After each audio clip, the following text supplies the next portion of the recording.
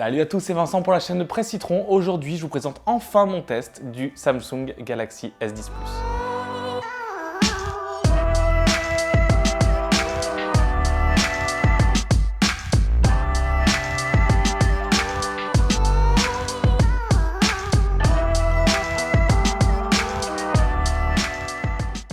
Alors vous le savez, si vous suivez l'actu tech, Samsung a sorti 3 modèles de sa gamme S, le S10e, le petit format, le S10 et le S10 Plus. J'ai choisi pour ma part de tester d'un côté le S10e, vous pouvez retrouver le test ici, et le S10 Plus pour avoir un peu les deux extrêmes de la gamme, qui pour moi sont les deux téléphones les plus intéressants de la gamme S10. Le S10 Plus, c'est le flagship actuel de Samsung, c'est là où ils ont mis toute la techno qu'ils maîtrisaient jusqu'à aujourd'hui et c'est, je ne veux pas spoiler tout le test, mais un excellent téléphone et une belle surprise par rapport au modèle de S9 l'année dernière que j'avais pas tellement apprécié. Alors je commence par les specs, on va pas comme d'habitude rentrer dans les détails énormes, si vous voulez voir des benches, allez voir le test écrit en bas. Il tourne grâce au processeur maison Exynos 9820, il a 8 Go de RAM et le modèle d'entrée de gamme a 128 Go de stockage, ce qui est largement suffisant. Vous avez sur le S10 Plus, comme les autres modèles de S10 et S10e, un tiroir pour mettre une double SIM ou une SIM plus une carte micro SD, donc c'est plutôt appréciable parce qu'on peut étendre la capacité de ces S10. Je vous en parlais dans le test du S10e, c'est un peu dommage. En Europe, on a donc ce Exynos qui est un peu moins puissant que le Snapdragon 855 qui est disponible lui sur les marchés américains et asiatiques. Je ne sais pas vraiment pourquoi Samsung ne peut pas distribuer le Snapdragon en Europe, mais c'est dommage parce qu'on a un téléphone qui coûte le même prix et qui est un tout petit peu moins puissant. Malgré tout, avec cette config-là, on a un des téléphones les plus puissants du marché et il n'a rien à envier à tous ses concurrents. Alors avec une telle puissance, je vous le disais dans les tests précédents, c'est vrai qu'aujourd'hui j'ai l'impression que les téléphones sont plus puissants qu'ils ont besoin de l'être. Donc vous n'avez jamais de ralentissement, que ce soit dans la navigation, dans l'interface, avec des jeux puissants, en regardant des vidéos en HD. Et donc ce S10 Plus se classe vraiment dans le haut de gamme du marché. Une des principales différences entre le S10e et les S10 et S10 Plus, c'est l'écran qui est incurvé. Et comme je vous le disais sur le test précédent, c'est un écran qui est magnifique. Là, c'est un très grand écran. Il y a ce petit double capteur à l'avant. Et c'est vraiment des couleurs très fidèles, une luminosité géniale. Et c'est pour l'instant le téléphone avec l'écran que j'ai le plus apprécié. Je mets beaucoup en confrontation le Mate 20 Pro et le S10 Plus. Et sur le point de l'écran, pour moi, le S10 Plus est largement meilleur que le Mate 20 Pro. Comme d'habitude avec Samsung sur ces téléphones très haut de gamme, le design est ultra soigné. Donc on a un peu de l'alu ici, enfin c'est de l'argent, je sais pas, je crois que c'est de l'aluminium. Le capteur photo dépasse à peine, des fois il y a des gros bumps, donc quand vous le posez sur une surface plane, le téléphone ne va pas trembler. Et c'est vraiment de partout, tout autour de ce téléphone, on a vraiment des excellentes finitions. Et l'impression, c'est normal, il coûte 1000 € quand même, d'avoir un téléphone vraiment très haut de gamme. C'est une vraie réussite pour moi sur ce point-là. Alors l'incurvé, il y en a qui aiment, il y en a qui n'aiment pas. Moi, je ne sais pas trop comment me placer par rapport à ça. Ce qu'il y a de sûr, c'est que c'est joli, mais que des fois, j'ai des petits clics impromptus. Et d'ailleurs, impromptu, c'est un mot qu'on n'utilise pas assez. Hashtag impromptu dans les commentaires si vous aimez ce mot, qui pour moi est un mot de qualité. Alors l'une des grosses nouveautés de ce S10 Plus, c'est cet écran poinçonné à l'avant. Est-ce qu'il va faire la mise à jour? Voilà. Et en fait, je me demandais si le fait d'avoir deux capteurs ici, ça prenait pas trop de place. Et ben en fait, au quotidien, je le vois plus, comme c'était le cas sur les écrans poinçonnés du View 20, comme aussi c'est le cas sincèrement du Nancoche, parce qu'on s'y habitue. Et là, je trouve que c'est très bien intégré dans le design. La navigation est faite pour, donc contrairement par exemple au Mi 9, on a toutes les icônes de notification qui ont la place en haut et ce double trou est vraiment bien intégré. Les fans de Samsung en ont aussi profité pour créer des fonds d'écran qui sont adaptés à ça et ça donne un petit style un peu différent à votre téléphone. Et je trouve vraiment qu'au quotidien on ne le voit pas et en plus si le fond d'écran est adapté à ça, c'est encore plus stylé quoi. Quand on est un geek, on aime bien avoir un fond d'écran qui déchire. Alors aussi, il est énorme. Il est énorme au niveau de la taille. Il n'est pas très lourd. Il est moins lourd que le Mate 20 Pro. Mais vous voyez, la taille d'écran, c'est juste dingue. Comme je le disais dans le test du S10e, je trouve cette couleur blanche particulièrement stylée avec les petits reflets. Ça change d'avoir un téléphone blanc comme ça. J'ai beaucoup l'habitude des noirs ou des couleurs un peu flashy. Et c'est vraiment des 3 modèles présents en France, mon préféré. Vous voyez sur les images les reflets que ça peut faire de jour et de nuit. C'est quand même joli. Le son est une tuerie sur ce S10 Plus comme sur le S10e, c'est stéréo, il y a le Dolby Atmos intégré et quand je regarde un film ou une série dessus, je suis immergé dans l'action, surtout avec un écran aussi grand et c'est vraiment une vraie réussite au niveau de Samsung. Il y a aussi le port jack, vous le savez, j'aime bien ça. Le chargement s'effectue par USB-C et vraiment il y a un peu tout ce qu'il faut dans ce téléphone au niveau hardware. Alors la nouveauté de ce S10 Plus, c'est le capteur d'empreinte sous l'écran ultrasonique. Dans les faits, je ne trouve pas qu'il soit plus ou moins rapide que le OnePlus 6T ou le Mate 20 Pro alors que c'est une technologie différente. Je sais que les mises à jour de One UI ont déjà amélioré le truc, mais je me retrouve souvent à devoir appuyer avec mon doigt plusieurs fois parce que le placement est assez bas. Je suis très habitué à celui du Mate 20 Pro et je ne sais pas vraiment si ce capteur ultrasonique change quelque chose par rapport à un capteur d'empreinte sous l'écran classique avec juste une caméra qui pointe vers le haut. Et je ne sais pas si c'est un gimmick marketing de Samsung ou si c'est vraiment utile. En tout cas, je m'y suis fait je l'ai testé un peu plus d'une semaine là.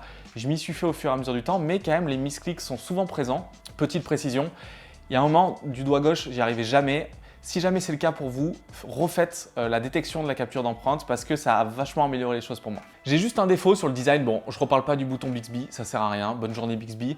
C'est le bouton Home ici, enfin le bouton Power, pardon, ici. Et je trouve qu'il est un peu trop haut. Je préfère le placement du bouton Bixby de ce côté. Le bouton Home, il faut vraiment aller chercher très très haut avec la main et c'est pas très pratique. C'est un peu dommage, je trouve. Donc que ce soit au niveau du design ou des caractéristiques techniques pures, c'est vraiment un sans faute. Je vais arriver bientôt sur l'autonomie qui était le gros point faible du S10e. Mais d'abord, je veux vous reparler de One UI parce que si vous avez vu le test du S10e, vous le savez, j'adore cette interface. C'est mon interface préférée sur Android aujourd'hui. Et je vous disais qu'elle était pensée pour les grands écrans, mais le S10e, c'était un petit écran. Et là, sur le S10 Plus, on voit vraiment l'utilité de One UI. Le premier truc tout bête, c'est le fait de pouvoir, depuis l'écran d'accueil, appeler le tiroir de notification avec un swipe vers le bas, donc pas avoir à aller chercher tout en haut. Ça, c'est tout bête, mais ça marche très bien. Ensuite, tous les boutons de navigation sont assez gros. Je vous l'avais dit, dans les réglages, on s'y retrouve très facilement. Le mode nuit est vraiment très réussi. Le pack d'icônes livré avec est génial et c'est un des premiers téléphones où j'ai pas eu besoin de mettre de launcher. Donc, c'est plutôt, d'habitude, j'utilise Nova. Et pour toujours le comparer avec le Mate 20 Pro, sur l'OS, sur la surcouche, pour moi, Samsung maintenant est très très en avance sur Huawei par exemple. Et c'est un vrai bonheur. Pareil, la surcouche, enfin c'est pas une surcouche, le MUI de Xiaomi est aussi vraiment en retrait pour moi. Et vraiment, One UI est aujourd'hui mon expérience préférée sur Android. Si vous l'avez jamais essayé ou si vous avez testé l'ancienne version de Samsung, essayez One UI, vous allez voir, ça change du tout au tout et c'est vraiment une réussite. J'aime aussi beaucoup le tiroir latéral qui me permet de lancer automatiquement des applications en multiscreen, donc ça j'adore. Les contacts favoris aussi. Et en fait, on navigue super vite dans One UI, ça c'est très appréciable au quotidien. On en vient maintenant au point que je n'avais pas du tout aimé sur le S10e, c'est l'autonomie. Il y a une batterie de 4100 mAh, donc on pouvait s'y attendre. L'autonomie du S10 Plus est excellente. Elle est un tout petit peu inférieure pour moi au Mate 20 Pro. Par contre, Samsung, dans son logiciel, apprend votre utilisation et l'autonomie s'adapte au fur et à mesure du temps. Et c'est vrai que dans ma semaine, un peu plus d'une semaine de test, je vois déjà des grosses améliorations. Mais avec un téléphone comme ça, vous tenez largement la journée, même en ayant les specs au max, avec un écran assez lumineux, beaucoup d'utilisation intensive. Et c'est vraiment très appréciable. J'ai couvert pendant 3 jours un salon où j'étais tout le temps en train de faire des tweets ou des vidéos ou des photos et il tenait largement la journée. C'est vraiment une réussite. Mon petit point faible, c'est le chargeur qui est fourni est un chargeur rapide, mais il faut quand même plus d'1 heure et demie pour recharger le téléphone entièrement. Donc, vous n'avez pas un vrai gap. Sur le S10 Plus, vous avez aussi la recharge sans fil inversé. Alors, c'est un gimmick qu'ils ont copié sur Huawei avec le Mate 20 Pro. Ça peut être utile dans certains sens. Ce qui est cool, c'est que vous pouvez recharger leur nouvelle montre connectée avec. Ça, c'est plutôt pas mal. Ou peut-être même les nouveaux AirPods 2 qui vont sortir. D'ailleurs, dites-moi dans les commentaires si vous voulez un test des AirPods 2 parce que je crois qu'ils vont bientôt arriver dans ma boîte aux lettres.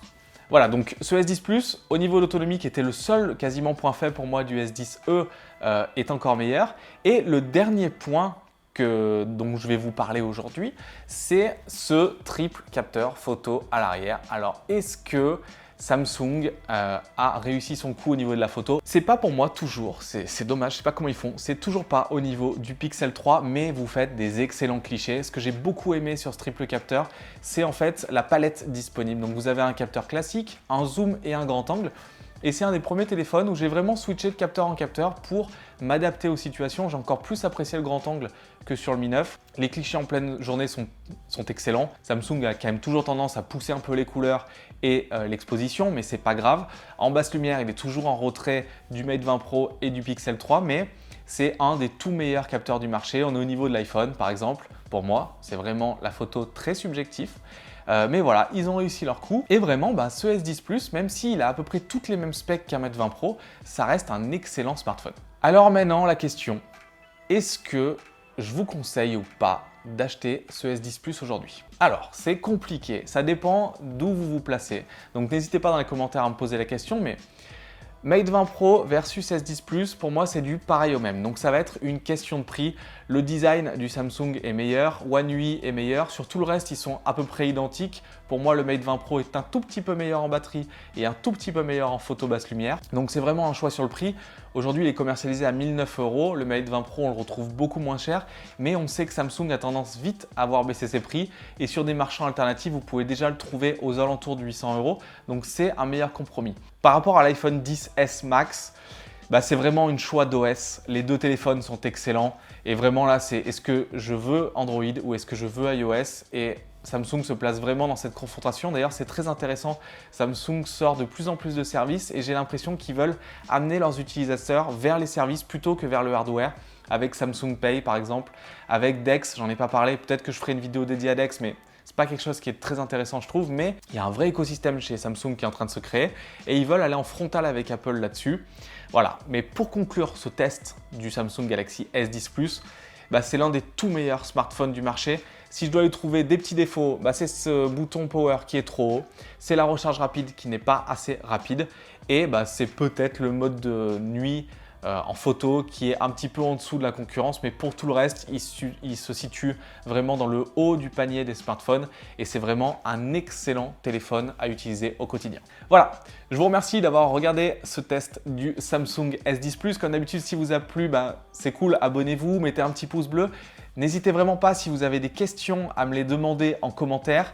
Et voilà, je vous donne tout simplement rendez-vous dans une prochaine vidéo très bientôt. J'ai l'impression que le prochain test concernera certainement un nouveau produit, soit chez Huawei, soit chez Apple. Alors si c'est chez Apple, dites-moi si vous préférez un test des AirPods 2 ou de l'iPad mini 5. Oui, je vais faire un test de l'iPad mini 5. Je l'annonce ici officiellement, ça me force à le faire. Ça fait 4 ans qu'ils n'ont pas sorti de nouvel iPad mini, donc je vais voir si vraiment il a toujours un intérêt ou pas. Et donc je donne rendez-vous dans une prochaine vidéo sur la chaîne YouTube de Presse Citron. Allez, abonnez-vous, faites-moi plaisir.